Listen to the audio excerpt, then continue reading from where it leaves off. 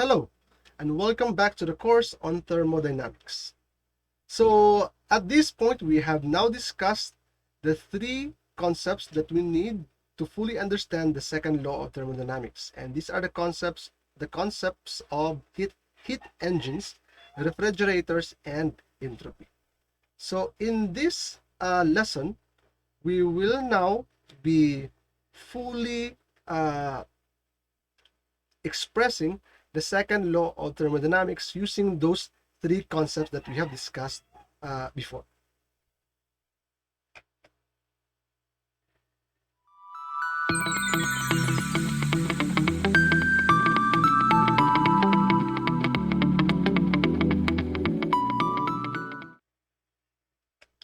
So the second law of thermodynamics is basically referring to the direction of the thermodynamic processes. The natural direction of the flow of heat, the natural direction of entropy. So it provides or it's basically statements of impossibilities in thermodynamics. So the second law of thermodynamics actually has three interpretations or three statements. So the first statement is the engine statement of the second law of thermodynamics. So it states that it is impossible for any heat engine to convert heat completely into work. So meaning you cannot absorb heat, that your engine cannot absorb heat and completely convert that heat totally into work. So that is impossible. That is not actually allowed by nature. So there is no 100% efficient engine, and there will always be heat released or exhausted by the engine. So you will not see an automobile engine that doesn't have an exhaust pipe or an exhaust system. It will always release heat.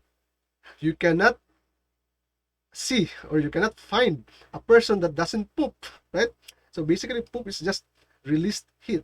So when you eat food, you convert some of that food into work, and then you poop some of that food.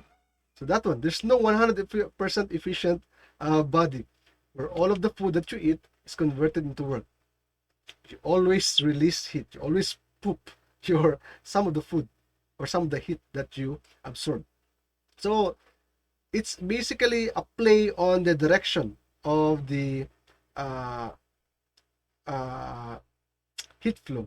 So heat will always flow from a higher temperature to a lower temperature region. So, and in the process, the heat engine actually takes advantage of that heat flow, natural heat flow, to partially convert some of that heat into work. But again, there is no 100% efficient heat engine. Okay, so that's the first statement or first interpretation of the second law of thermodynamics. So the second statement is the refrigerator statement of the second law of thermodynamics. So it is impossible for any refrigerator to transfer heat from a cooler region to a hotter region without doing work. So it is impossible that a refrigerator will just absorb heat from a cold region, from inside the room or from inside the refrigerator, and then release that heat outside the refrigerator without doing work on the refrigerator. Meaning it is impossible to have a workless refrigerator, and it is impossible for heat to flow from a cold body to a hot body on its own, because the natural flow of heat is from a hot body or from a hot region to a cold region. It will not naturally flow in reverse.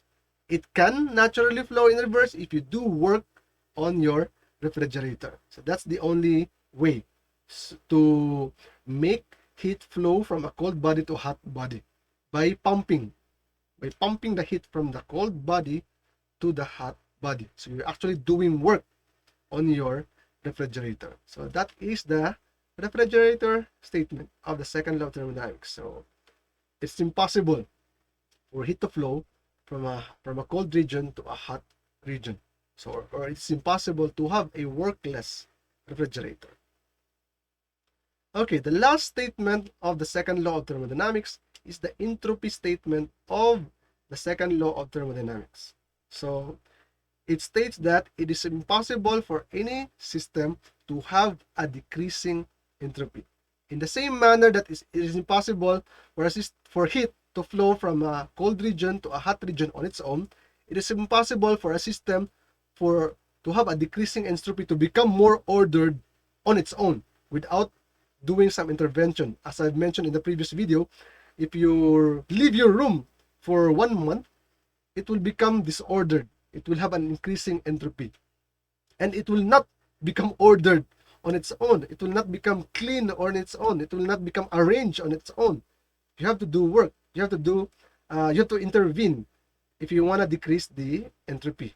But if you will just let nature take its course, then the entropy will always increase. So in this example, you have ink mixed in the water.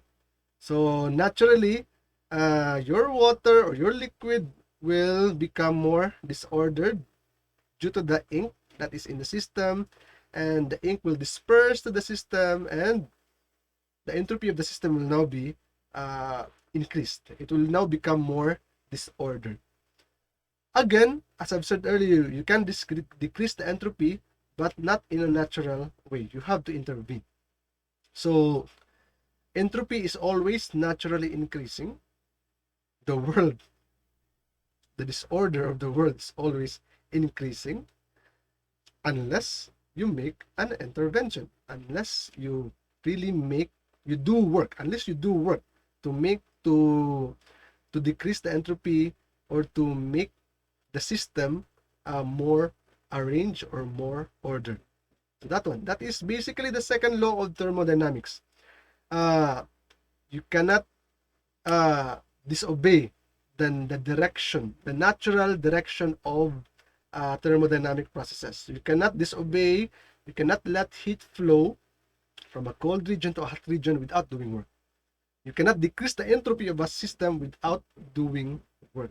You need to do work if you want to have an ordered system. So similar to us in our society, if you want our society to be ordered, we need to do work. So we need to invest.